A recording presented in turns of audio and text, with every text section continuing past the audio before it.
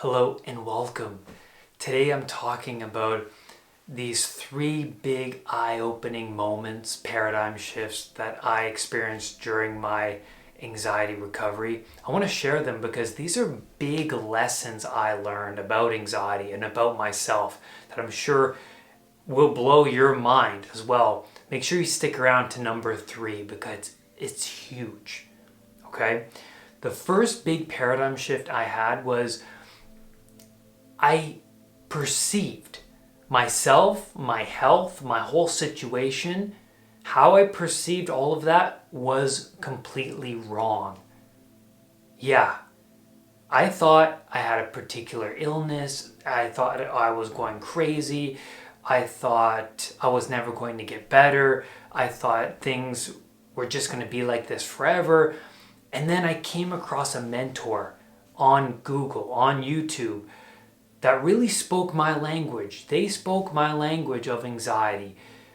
Now, why they changed my perception was because they were describing all of my behaviors to a T. How I was leaving get-togethers early, how I was using one-word answers, how I was Googling my symptoms, going to the doctors periodically, how I was suffering from night anxiety, how I was checking in on my symptoms, how I was using friends and family to cope for reassurance. And I was like, that's me. Oh my God, I'm doing all of those things. So what you're saying is that I'm not going crazy, that I'm not this unique snowflake, but I'm suffering from anxiety? That's a really good label because now I can target this label rather than wandering around like a lost puppy day in and day out, right? You don't want to be like that. You don't want to be out in the middle of the ocean with no life preserver. You want to have somewhere, some aim. Oh, I'm going to swim in this direction. There's an island over there. Let's go there, right? So the mentor was that guide for me. And they made me step outside of what was familiar to me, my familiar routines, patterns. I had to go outside of all of that and to find this information and to implement this information. And then I learned about the reticular activating system within the brain. This is so cool. The reticular activating system is a network of neurons within the brain stem. Now, the reticular activating system helps us perceive the world. Now, you've heard me talk about this before. What you pay attention to the most determines what you value. So if you're paying attention to a certain symptom, sensation, your attention is going to continuously flow to it because you're unconsciously saying to yourself, this is what I value, because of the emotional significance you're putting towards that thing. I'll give you an example. Say you're looking to buy a minivan. It has some emotional significance to you. That's at the forefront of your attention. Now, wherever you go to the shopping mall, you see minivans and they're drawing you in. Or you might admire Elon Musk. And now everywhere you go, when you see a Tesla, you're just spotting them like mad, right? Or if you used to work for FedEx and you pay attention to the FedEx vans passing by, you're looking at it like, because it has some significance to you. So I started to view myself in a different way where the reason why I was so obsessed over certain symptoms and sensations was partly because I was giving it my attention constantly. And also the reason why I was honed in on my symptoms was because unconsciously I was just trying to solve the problem. Why do I feel like this? Why do I feel like this? And so the mentor helped me to understand myself a lot more. Understand that I am not going crazy, but it's possible to gain control over my life and to get to a better place. The second big paradigm shift for me in my recovery is I realize you have to have an aim in order to feel any positive emotion. I'll repeat that again. You have to have an aim in order to feel any positive emotion. My older self was the dog running around in circles with nothing to do. I was compliant. I was satiated. But then also I wasn't satiated because I was running around with my head cut off trying to figure out, oh, why do I feel this way? Why am I depressed? Why am I so anxious all the time? But really I had no aim or goal. The mentor became that aim, right? Because the aim became, hey, things could get better because see this person here on YouTube, they got to a better place. Maybe if I follow their techniques, I follow their strategies, I can get to that place. And so that's where the meaning came into my life, was I started to follow a path, and then because I was moving along this path and I was seeing progression, the positive emotion started to come into my life. Now, when we think of positive emotion, we have to think about dopamine, the neurochemical, the reward neurochemical, reward being the key word here. Reward, okay, well, you do something like you hunt an animal for the tribe and you bring it back, you feel the reward. You have food, your family is safe, the community is thriving. Yeah, it's great that we get that reward because it motivates us to go back out there again tomorrow to do it again, right? You go to the gym, you start to see the benefits, the mental benefits, the physical benefits, you look stronger, and that motivates you to go back there, right? Like, we need that dopamine so that we can go back to those tough situations, right? Like, you wouldn't run 5K every day if there wasn't some reward attached to it, right? But nowadays, we can become so compliant with video games, with porn, with social media, with Netflix, with the overabundance of processed foods. It's so easy to get the dopamine every day, and we do, right? But if you're playing video games for 6 hours a day, afterwards you're going to feel the come down, because something man-made like a video game, we know how addicting they are because, well, we make them a certain way, we make them more realistic, we make them more engaging, we make the rewards of the video game more desirable, right? And so it keeps us hooked into it. But after we separate ourselves from the game, our health is compromised because we've been sitting around all day. We haven't been eating really good foods. We've been eating pizza, right? We've been neglecting our relationship. We've been neglecting work. Things got chaotic because we got so consumed by this artificial stimuli. And these stimuli, these coping strategies, I like to call them, not a good way to, I mean, they're good in their little amounts, because I do like them in the little amounts, but we can get sucked into them, and that's where the dangers lie, because, well, they produce a lot of snakes, right? Like I just mentioned. So we have to be careful, because there's no other time in human history where we are the most safest now, but we are the most unhappy, right? So we have to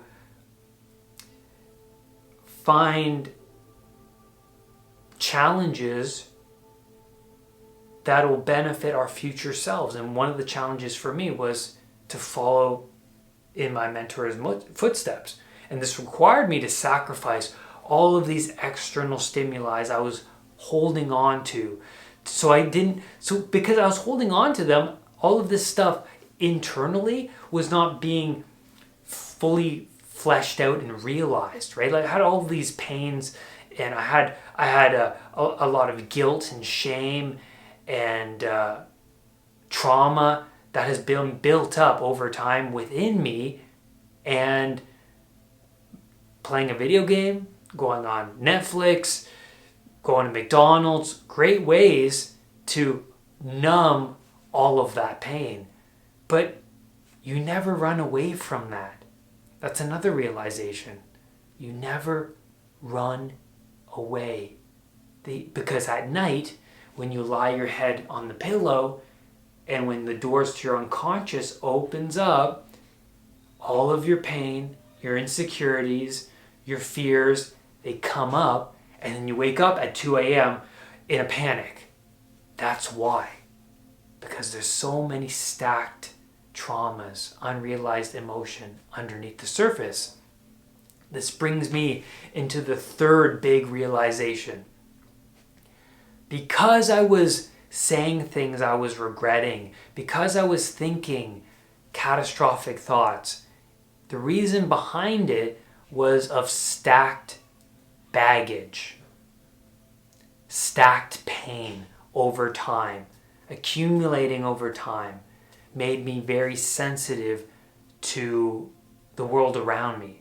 I became angry, I became bitter, and I was relying on coping strategies more and more to hide from these underlying truths.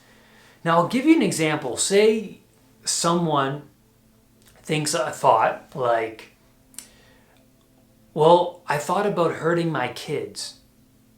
Well, it's like, wow, that's a very negative thought. Like, who would want to think that? But we all think that, right, at some point. But then I would say, well, did you act upon the thought? And the person would be like, no, I didn't act upon it. And then I would say, okay, well, ask yourself, is this thought truly what I want? And then the person will go, no, I don't really want that. Okay. Is the thought coming from pain? Is the thought coming from fear? And then the person will go, yeah, I have a lot. If they're really honest with themselves, they'll say, yeah, it's coming from a lot of insecurities, fears, chaos coming from inside me, right? So there's a quote from Harry Potter which talks about this so beautifully. Sirius Black, Harry's godfather, comes to him because Harry's having a lot of emotional distress. A lot of pain is occurring within him because Voldemort is invading his mind. And Harry thinks that because he's thinking these catastrophic thoughts, he's a bad person. But then Sirius says, it's not the thoughts that define you, but it's how you act that determines who you are. Are you going to act upon the thoughts or aren't you? And then that's a great question. Well, I'm not acting upon the thoughts. That defines me. Because I'm aware of the thoughts, that makes me more aware of my shadow, the dark parts of myself that I don't want to confront. And the person that hurts their kids, they're not aware of the shadow. They do it impulsively, unconsciously, out of anger. There's no thought. The fact that you recognize the thought means that you're just not going to act on it. Because the thought gives you the option. Are you going to hurt your kids or not hurt your kids? Right? So, because I was walking around being anxious, thinking catastrophic thoughts, saying things I regret,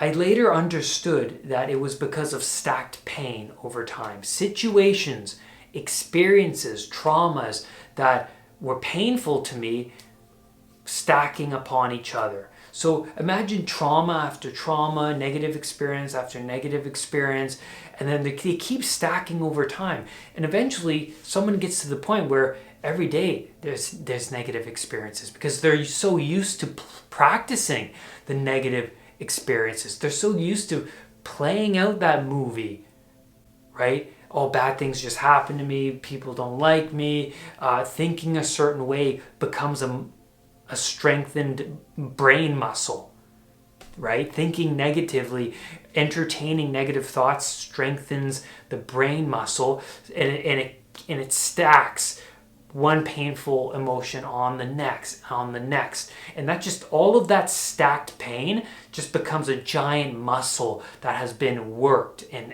active. Remember the reticular activating system, right? The more you pay attention to the thought, the emotion, the sensation, just the pain in general, the more you pay attention to it, the more you're just going to keep it around, right? It's like a dinner guest that you keep feeding them food. Stay, don't leave me, right? And the more you feed it, the more it's going to stick around. And like a child of yours you nurture too much, right? They don't want to leave home. They just want to stay, because why would they want to leave, right? So give yourself enough justification to rid the over-welcomed house guest, I guess is the best way to put it, right? Like for me, I started to do releasing trauma exercises. I started to leave my safe zone and encounter situations that made me feel anxious and uncomfortable. And what this allowed me to do was, it allowed me to heal. It allowed me to perceive myself in a whole different manner, to trust myself in a whole different manner. And so the more I stacked positive emotion, confronting things that made me feel uncomfortable, the more I was climbing this mountain, going to the gym, meditating, sacrificing negative friends, sacrificing processed foods, sacrificing Netflix time, spending a lot more quality time with myself, investigating the deep parts of my unconscious mind, the more I was stacking empowerment rather than pain, suffering, pain, victim, pain, suffering, pain, victim, dependency, all of that. And that's where I'm going to leave you on today's video. Thank you so much for being here. Leave your comments below. Leave a like if you resonate with this video. And I will see you on the next video or podcast. Bye for now. Make sure you hit that subscribe button and that bell so that whenever a new video of mine appears, you will be one of the first to know. Namaste.